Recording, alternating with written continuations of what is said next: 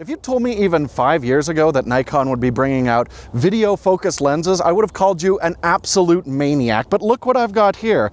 This is the new Nikon 28-135. And look, it's got a power zoom rocker and a sexy gold ring. I'm Jordan Drake, this is PetaPixel, and this is not the Nikon I used to know. All right, I'm excited to get started zooming. So Chris, take this lens and I want to talk about our sponsor for today's episode. Okay, so I know the reason that you're here is you want to hear about this new lens, but if I know my viewers, I know you're also thinking, damn, I wish I had some awesome used camera equipment, and that's why you should check out our sponsor, KH.com. Now, KH.com has an absolute massive warehouse of not only cameras and lenses, but all kinds of photography accessories as well. And what we really love is from the time of delivery, you've got 21 days return policy to decide if it's right for you, and that's something you're not gonna get from some weirdo on Facebook Marketplace. So if you're looking to buy or sell camera equipment, there is only one good choice. That is KH.com, and that is why they are PetaPixel's official pre-owned camera gear partner. All right, one important thing is even if you have the ability to do power zooms, you want to use those sparingly. So before we get started here, I do want to mention that this is a pre-production lens and just a preview. We're not able to shoot charts with it or make any definitive statements about the image quality on it. That said, I shot the entire 35mm f1.2 Nikon lens review on this lens, so you can just watch that and pixel peep until your heart's content.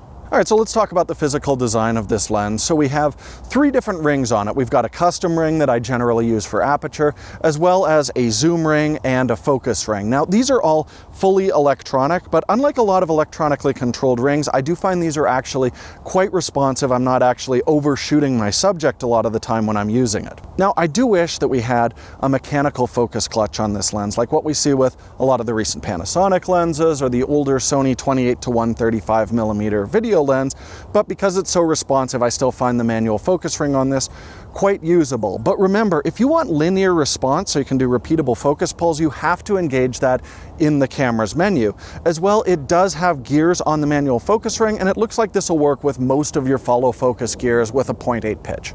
As well, around the lens, we do have custom buttons, and most importantly, a zoom rocker. Now, this is something I struggle with a little bit because of my lack of fine motor skills. I do find I'll often go from a very slow zoom to a little bit quicker. That's why I actually like to program a couple of custom buttons on the camera body so it just does a smooth, controlled zoom at a consistent speed.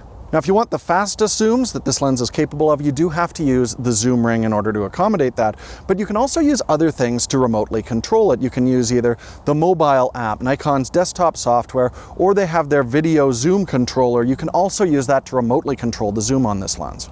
If you're planning to use this lens on a gimbal, you'll also really appreciate that as you zoom, the center of gravity stays pretty much the same, so you're not going to have to rebalance. As well, if you want a little more control over the zooming performance, then on a lot of the new Nikon bodies, you can actually customize the curve, how quickly it'll zoom in and out. Okay, so what about filter use? That's really important when you're shooting video. Well, I think you'll probably want to invest in a matte box because this has a 95mm front filter diameter on it, and any kind of filters for that are going to be very rare and very, very expensive. I'm actually surprised at how big the diameter is on this because the Nikkor 24-120mm f4 is just a 77mm filter diameter, and you're only giving up 4mm on the wide and 15mm on the telephoto. I'm surprised this is such a big front opening.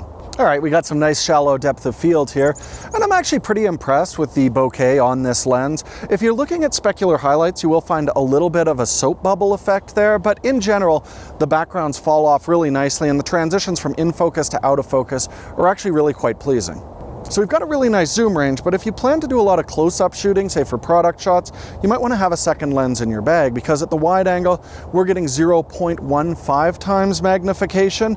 And if you want your best macro reproduction, you'll want to jump all the way to 135mm where you can get 0.25 times magnification, like 1 to 4 life-size reproduction. It's certainly usable, but it's not fantastic. Obviously, with a video optimized lens, breathing performance is really important, and lens breathing is when you shift the focus distance, you'll actually see the field of view change in the lens.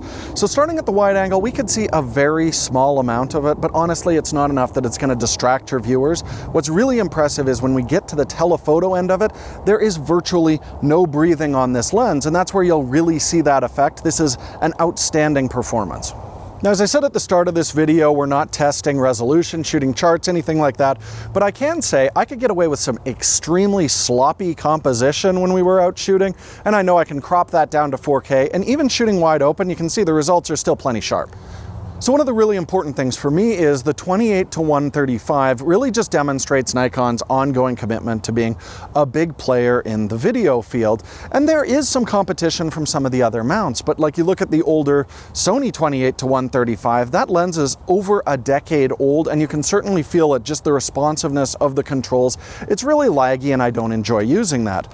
Alternatively, Canon has brought out a similar lens. They've got their 24-105 f2.8, a stop brighter, but it's also more expensive, and if you want zoom functionality, that's going to put another $1,000 on top of that price, making it cost almost twice what this lens does. All of Nikon's recent cameras have been outstanding if you're looking to capture video, but now that we've got this power zoom, it opens up some wonderful new creative possibilities that I think filmmakers are really going to enjoy. It's great to see another tool for Nikon shooters, and Chris was saying repeatedly how much he enjoyed using this lens today. So hopefully this preview was useful for you. Leave any comments down below. Let me know if there's something I missed talking about on this lens, and let me know what you think about Nikon's first step into a power zoom optic.